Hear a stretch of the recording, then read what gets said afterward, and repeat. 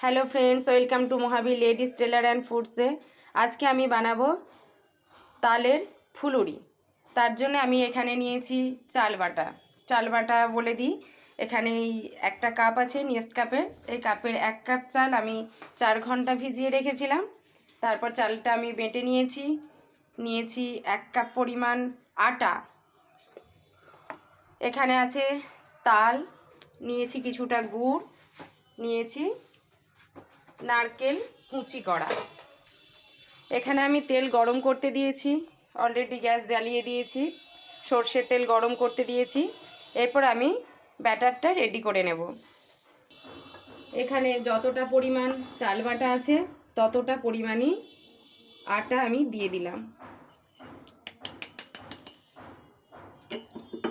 এরপর আমি গুড় দেব। গুড়টাও মোটামুটি হাফ কাপ পরিমাণ গুড় লাগবে। এরপর টেস্ট অনুযায়ী যে বেশি মিষ্টি খাবে সে বেশি দেবে, যে কম মিষ্টি খাবে সে কম দেবে। দিয়ে দিলাম নারকেলের কুচিগুলো। এরপর আমি এখানে তাল দেব।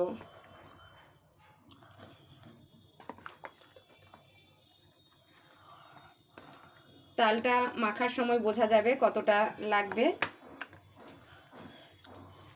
চাল বাটা, তাল, ময়দা সব সমান পরিমাণে হলে তবেই কিন্তু এটা খেতে বেশি ভালো লাগবে।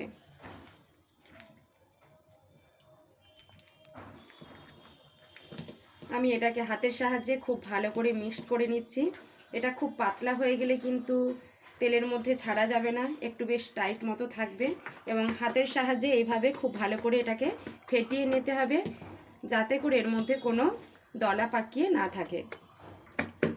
বন্ধুরা, আমার রান্না যদি ভালো লেগে থাকে তাহলে অবশ্যই লাইক করুন, কমেন্ট করুন এবং শেয়ার করে দিন নিজেদের বন্ধুদের মধ্যে, পরিচিতজনের মধ্যে।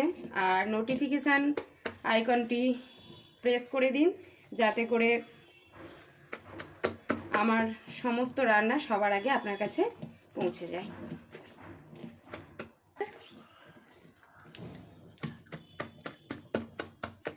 খুব ভালো করে এটাকে ফেটিয়ে নিচ্ছি। একটা সিক্রেট বলি, আমি এখানে একদম 1 চিমটি পরিমাণ লবণ নিয়েছি। এই লবণটা আমি এর মধ্যে দিয়ে দেবো। যে কোনো মিষ্টি জিনিস বানানোর সময় আমরা যদি 1 চিমটি লবণ দিই তাহলে তার স্বাদটা অনেক বেশি ভালো হয়। এটা ভীষণ টাইট হয়েছে, আমি এটাতে কোনো জল দেব না, সেজন্য এটার মধ্যে আমি আরেকটু তাল দিয়ে দেব।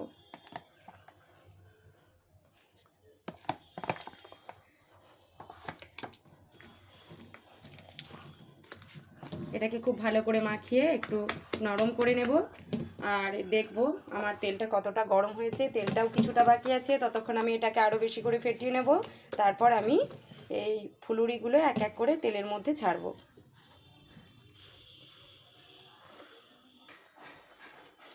তেলটা আমার খুব ভালো করে গরম হয়ে গেছে।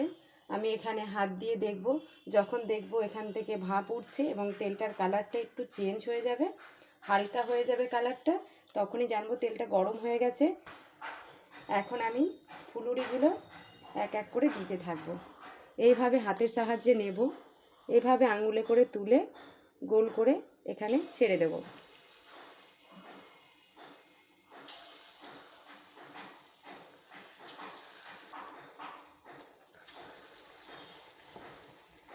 গ্যাসটা বাড়ানো ছিল তেলটা গরম হবার জন্য, আমি এখন গ্যাসটা একটু কমিয়ে দেব। মিডিয়ামে থাকবে, লো থাকবে না, তাহলে এগুলো লাল হবে না ভালো করে। আমি কড়াইটা ভর্তি করে এগুলো আস্তে আস্তে ছেড়ে দিচ্ছি।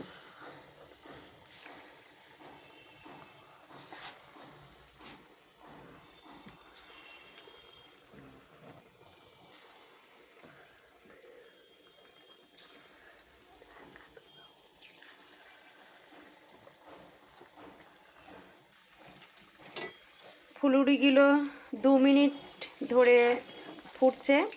এরপর আমি আস্তে আস্তে এগুলোকে উল্টে দেব। একদিকগুলো লাল হয়ে গেছে, আর একদিকগুলো হবে। মোটামুটি আরও 5 মিনিট হবে এটা। তারপর আস্তে আস্তে আমি তুলব। ফুলুরিগুলো এরকম বেশ লাল লাল হয়ে যাবে যখন, তখন আস্তে আস্তে করে তেল ঝরিয়ে ঝরিয়ে এগুলোকে তুলে নিতে হবে। আমি কয়েকটা দেখাচ্ছি।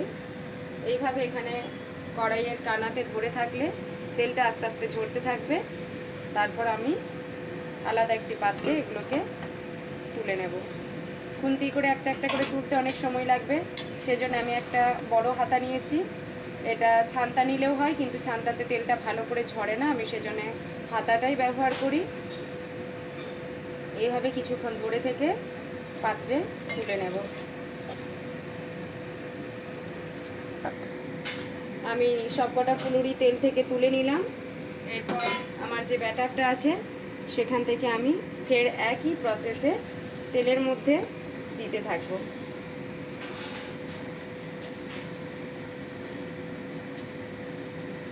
একদিকটা যখন দেব একবার, নেক্সটটাই আমি উল্টো দিকটায় দেব, না হলে এগুলো গায়ে গায়ে চিটে যাওয়ার সম্ভাবনা থাকবে। এভাবে আমি কড়াই ভর্তি করে ফেরও দিয়ে দেব। এরপর আমি এগুলোকে প্লেটে দিয়ে পরিবেশন করব।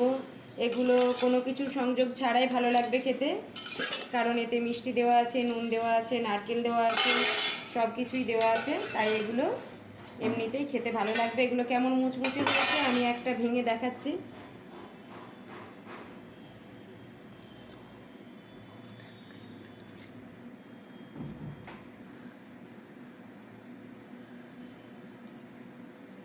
এগুলো আরেকটু ঠান্ডা হয়ে গেলে আরও মুচমুচে হবে, কারণ এখনও অনেক গরম আছে।